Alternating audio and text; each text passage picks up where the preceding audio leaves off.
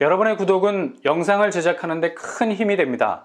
영상을 보시기 전에 구독과 좋아요 꼭 부탁드리겠습니다. 아울러 회원이 되시기를 원하시는 분들은 유튜브 채널 홈피 구독 옆에 있는 가입 버튼을 눌러주시기 바랍니다.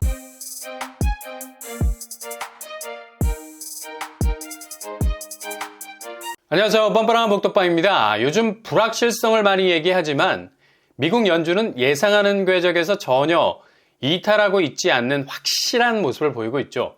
다름 아니라 11월 미국 연준에서 기준금리 동결 여부에 대한 결정, 시장은 90% 이상 동결을 예상했었는데요. 이건 뭐 대나무 꽂고 자리 깔지 않아도 누구나 점칠 수 있는 부분이었죠. 그만큼 미국 연준의 기준금리 동결이 확실시되던 차에 이게 어제 방점을 찍었고요. 그러나 중요한 건 11월보다 12월 2023년 기준금리 방향을 어떻게 세팅하느냐에 따라서 내년이 달라질 수 있는 건데, 지금까지 이어온 고강도 긴축 방향에서 조금 더 물러설 생각이 없다는 걸 사자에 찢어질 듯 들리는 웅장한 존재감을 알리는 말들을 내뱉었습니다. 파월 의장은 금리 인하에 대해선 전혀 고려하고 있지 않다는 말로 대못을 박았고, 제약적인 정책, 그러니까 절대로 긴축에서 한 발도 물러날 생각이 없다는 것을 완강하게 말하면서 아직도 우리에겐 숨겨진 날카로운 발톱이 있다는 걸 다시 한번 확인시키고 있는 발언들을 쏟아냈었죠. 그만큼 지금의 긴축 상황은 초장기화로 갈 가능성 높아졌다는 얘기입니다. 이걸 어떻게 해서든 유연하게 풀어서 나폴 봄날의 나비 날개짓 같은 금리 상황으로는 절대 돌아가지 않을 것을 천명한 건데, 그만큼 인플레이션 지표에 대한 절대 반지 2%, 이건 2% 부족하다는 얘기가 아니라 2% 선을 유지해야 한다는 거죠. 거의 미국 중앙은행이 최후의 보루로 마지노선에 가까운 지표까지 가야 한다는 강한 의지를 마구마구 드러낸 것으로 보이는데, 동결은 곧 해빙을 의미하는 게 아니라 더 추운 겨울로 갈 수 있다는 혹독한 고금리 시대의 입구가 될 수 있다는 말로 이해할 수 있다는 얘기죠. 이렇게 미 연준이 강력한 긴축 의지 속에서도 이번에 금리를 동결한 가장 큰 이유, 바로 미 국채 10년물 수익률이 미친 듯이 5% 선까지 내달리는 질주 본능을 보여줬기 때문에 당연히 금융 여건이 경색이 될 수밖에 없는 건, 국채가 오르니 제반 금융 지표들이 죄다 널뛰기를 하면서 대표적인 샘플인 주택시장에서의 미국 모기지 금리까지 8%로 치솟는 분수쇼를 보여줬죠. 파월도 이런 높은 국채 수익률이 가계와 기업 차입 비용 증가를 자극했다는 걸 주시시키면서 국채금리 수익률 폭등이 기준금리 인상과 같은 효과를 제대로 보여줬다는 걸 언급을 했습니다. 그래서 굳이 미국 중앙은행이 나설 이유가 없었다는 거지. 동네형이 대신 싸워줬다는 건데, 그렇다고 해서 우리는 등 뒤에 숨긴 비수를 절대 거두지 않을 거라는, 긴축에 대한 예리한 공격 의지라는 예봉을 꺾지 않을 거라는 기존의 입장을 다시 한번 확인을 시켜줬습니다.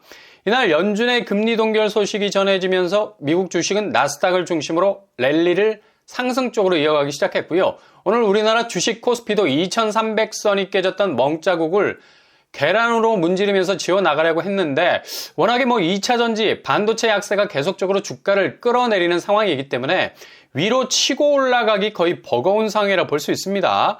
미국 국채도 10년물이 4.7% 정도로 내려오긴 했는데, 이거 전형적인 널뛰기 양상, 더 높은 곳으로 뛰기 위한 약간의 하강 국면으로 보입니다. 굳이 미국 중앙은행 금리가 움직이지 않아도 알아서 움직여주는 미 국채, 시장을 타이트하게 조여주는 금리 압박 궤적으로 가고 있어서 11월 다시 불꽃놀이가 터질 수도 있겠고요. 커플링된 우리 국채도 동반해서 하락 조짐을 보이고 있지만, 워낙에 부동산 집값과 연관된 은행채가 살벌할 만큼 금리를 끌어올리는 추세라 조금이라도 국채 부분에서 빨간불이 켜지게 되면 다시 난리가 날 가능성 높겠습니다. 지금 가계부채가 10월 말 기준으로 다시 3조 4천억이 증가했습니다. 이건 어떤 해법으로도 통하지 않을 정도로 부채라는 추세가 GTX를 타고 날아가는 판인데, 아직 개통도 안 된 GTX를 금리가, 그것도 시중 5대 은행이 급 가속을 밟고 날아가고 있습니다. 변동금리는 이미 10월에 7% 상단이라는 지붕을 뚫었었고요.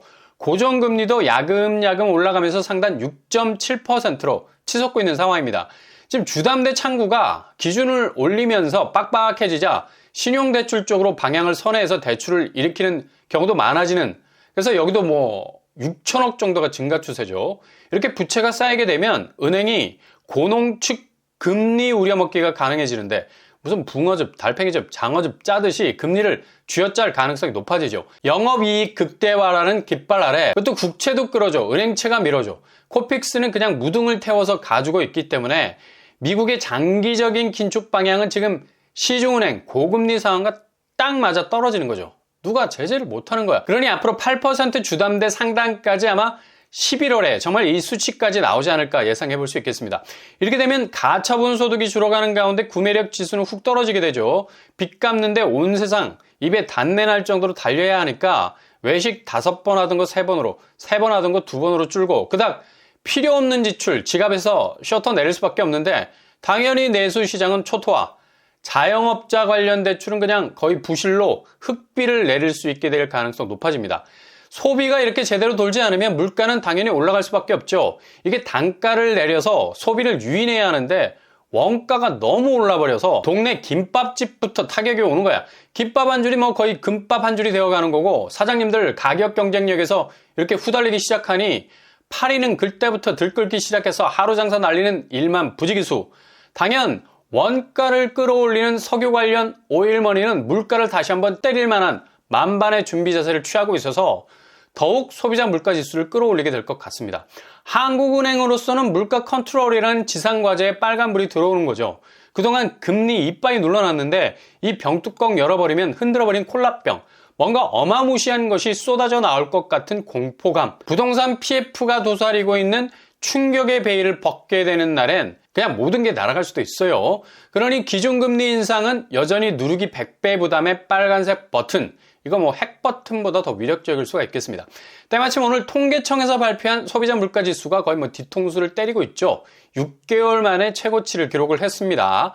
1년 전 같은 달보다 3.8%가 상승을 한 거고요. 지난 6월까지 2%대로 내려앉았던 물가가 8월에 3.4%, 그리고 9월에 3.7%로 올라서더니만 10월은 3.8%로 다시 지난달을 밟고 올라섰어요. 3개월 연속 3%대를 치고 나가는 건데 이거 지금 유가 불안 요소까지 더해져서 소비자 물가 지수는 더욱 고공행진을 할 가능성 높아졌습니다. 전월 대비 계속해서 오르는 지표인데 체감적인 물가는 이루 말할 수 없을 정도의 충격파를 던져주고 있죠.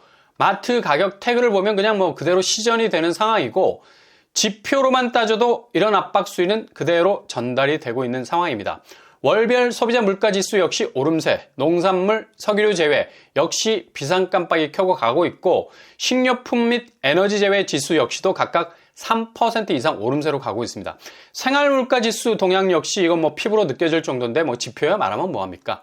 이렇게 지금 물가 지수에서도 상당한 변동 요인들이 제대로 타격을 하고 있어서 가뜩이나 빚 갚느라 지갑이 얇아지고 있는데 물가마저 두 손으로 막기에도 역부족.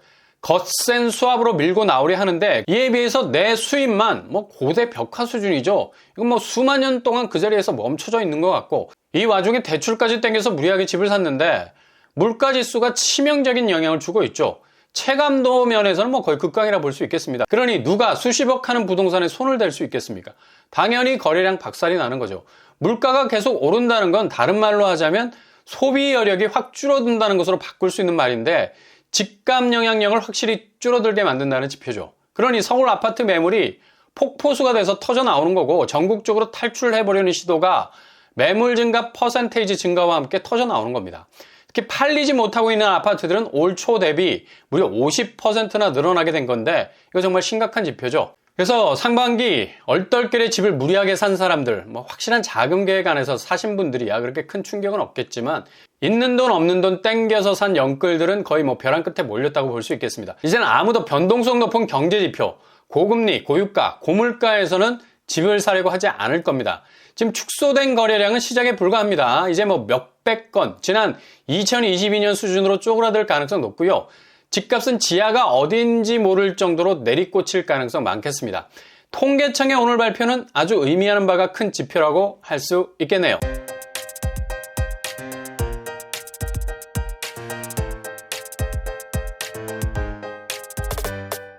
오늘의 부동산 캐릭터처 미 연준의 고금리 기조는 동결이라 해서 인하로 착각해서는 안 된다는 경고, 그리고 오늘 통계청에서 나온 물가지수, 여전히 구매력을 약화시키는 물가 상승 국면으로 간다는 것. 수십억 하는 집을 이런 시기에 무리하면서 사줄 사람은 이제 거의 사라져가고 있다는 점. 향후 한국 집값이 어떤 하락 궤적을 가질지를 분명히 보여주는 지표라 할 수 있겠습니다. 오늘도 응원합니다. 여러분의 길이 꽃길만 되실 수 있기를 바랍니다. 이상으로 뻔뻔한 복덕방을 마치겠습니다. 구독과 좋아요 부탁드립니다. 감사합니다.